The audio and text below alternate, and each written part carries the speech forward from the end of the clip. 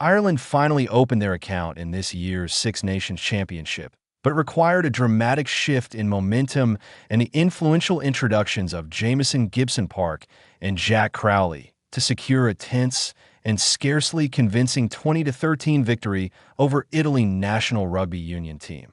For long periods in Dublin, Ireland national rugby union team looked short of ideas, confidence, and cohesion. A flat first-half display allowed Italy to dictate terms and take a deserved 10-5 lead into the break. Only when the replacement halfbacks entered the fray did Ireland find the rhythm and attacking fluency that had been absent for much of the contest. Pressure mounting on Ireland coming into the match, Ireland were under considerable scrutiny. A series of underwhelming performances had raised questions about their direction and tactical clarity. Head coach Andy Farrell had faced criticism for seemingly drifting away from the high-tempo, ball-in-hand philosophy that previously made his side one of the most feared attacking outfits in world rugby. Early on, however, there were signs that Ireland had taken those criticisms to heart. Rather than relying heavily on the box kick, they attempted to move the ball with greater ambition. Their aerial contests were sharper, their shape more expansive, and they enjoyed a dominant share of possession during the opening quarter. Yet for all that territory and ball control, the execution faltered. Fly-half Sam Prendergast struggled to assert authority, often choosing options that stifled promising movements. Phases built momentum only to dissolve through inaccurate passing or questionable decision-making. Italy's defense, disciplined and organized, soaked up pressure and waited for opportunities to counter. Ireland struck first, but failed to capitalize despite their frustrations. Ireland eventually broke through. The pressure told when Italy wing Lewis Linak attempted a speculative intercept near his own line. The gamble backfired. He knocked on and was subsequently shown a yellow card. With Italy reduced to 14 men, Ireland surged into the Azzurri 22, determined to exploit the numerical advantage. After several patient phases against stubborn resistance, Stuart McCloskey produced a deft offload that released Jamie Osborne. The fullback powered over to register the opening try and settle Irish nerves, but the relief was fleeting. Rather than building on that momentum, Ireland's intensity dipped. Errors crept back into their game, and Italy grew in belief. Italy seized the initiative. Italy had entered the tournament buoyed by a landmark victory over Scotland and carried that confidence into Dublin. Their response to conceding was composed and increasingly assertive. Fullback Lorenzo Pani signaled their attacking intent with a clever kick over the top that forced Ireland onto the back foot. Shortly afterwards, fly-half Paolo Garbisi slotted a penalty to narrow the gap and steady his side.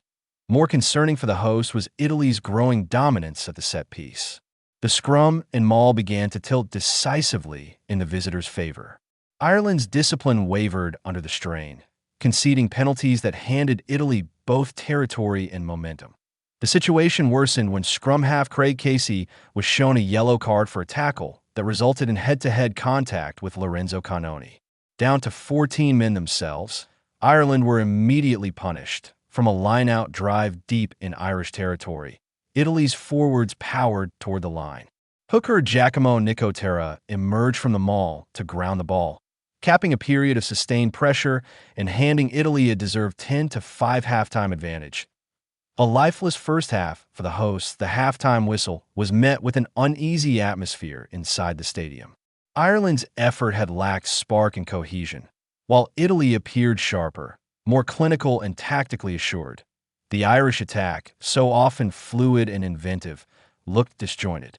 Prendergast struggled to orchestrate play, and without quick ball or incisive distribution, Ireland's backline rarely threatened an open space. Italy, by contrast, displayed clarity of purpose. Their forwards laid a solid platform, and Garbisi controlled territory intelligently. They combined physicality with ambition, illustrating the strides the Azzurri have made in recent seasons. Ireland responded after the break. The second half began in dramatic fashion. Italy switched off momentarily at the restart, gifting Ireland a lifeline. A penalty allowed the host to kick to the corner, and from the ensuing lineout, they launched a series of controlled phases near the Italian line. Number 8 Jack Conan, who had been one of Ireland's more industrious performers, picked a sharp line and drove over to level the scores. That equalizer injected urgency into the contest. What followed was a breathless 15-minute spell of helter-skelter rugby, with both teams trading blows in open play. Italy thought they had reclaimed the lead when Tommaso Menoncello sliced through the defense and released Lineac for a stunning finish in the corner. However, jubilation turned to frustration as the TMO intervened, ruling a forward pass in the build-up and chalking off the tee. Our wideout IT was a turning point. The impact of the bench sensing the need for change, Farrell turned his bench. The introductions of Gibson-Park and Crowley transformed Ireland's tempo and cohesion almost instantly. Gibson-Park's speed of service from the base of the ruck injected urgency into Ireland's attack. Quick, accurate distribution allowed runners to hit the line at pace, while Crowley's composure at fly half brought clarity and direction. Suddenly, Ireland looked like themselves again, a beautifully constructed move, featuring crisp handling and intelligent support lines, culminated in wing Rob Baloucoune crossing the whitewash. Crowley added the conversion, swinging momentum decisively in Ireland's favor. Moments later, the replacement fly half extended the lead with a penalty, stretching the advantage to 10 points. Italy refused to fold to their credit. Italy refused to capitulate. Garbisi narrowed the deficit with his second penalty of the afternoon, setting up a tense finale. The Azzurri pressed hard in the closing stages, probing for a decisive opening. Their forwards carried with ferocity, and their backs sought width whenever possible. Ireland, however, clung on grimly. While the host defense held firm, there was little sense of dominance. Italy's belief and composure underscored how far they have progressed. This was not a plucky underdog performance. It was a disciplined, competitive display that left Ireland grateful for the final whistle of victory. But questions remain when the match concluded at 20-13. Ireland had secured the win they desperately needed. Yet the manner of it will prompt reflection. For long stretches, they were second best in key areas. Their attack lacked fluidity until the bench reshaped the dynamic. Discipline issues and set-piece struggles provided Italy with opportunities that a more clinical opponent might have punished even more ruthlessly. The impact of Gibson-Park and Crowley will undoubtedly fuel debate about selection moving forward. Their ability to accelerate the game and inject creativity proved decisive. Italy, meanwhile, departed with heads held high. Backing up a strong performance against Scotland with another assured display, they demonstrated resilience, structure, and ambition. Their set-piece dominance and defensive organization highlighted genuine growth within the squad. Team Lineup Ireland fielded a starting 15 featuring Jamie Osborne at full-back, Robert Baloucoune, Gary Ringrose, Stuart McCloskey, and James Lowe across the backline, Sam Prendergast, and Craig Casey at halfback, and a forward pack anchored by Jack Conan, Caelan Doris, James Ryan, and Dan Sheehan. Replacements included Ronan Kelleher, Tig Furlong, Jamison Gibson-Park, and Jack Crowley.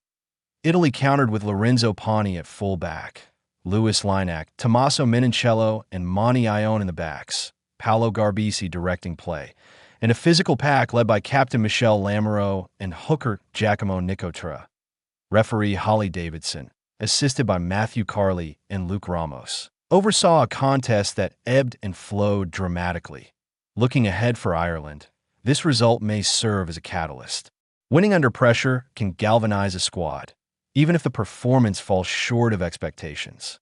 Farrell will hope that the spark provided by his bench can translate into more cohesive displays in the coming rounds. For Italy, the narrow defeat reinforces their upward trajectory. No longer content to merely compete, they're pushing established powers to the brink in the unforgiving arena of the Six Nations. Margins are slim and momentum fragile. Ireland escaped with victory, but the tournament has already delivered a reminder. Complacency will be punished, and resilience remains paramount.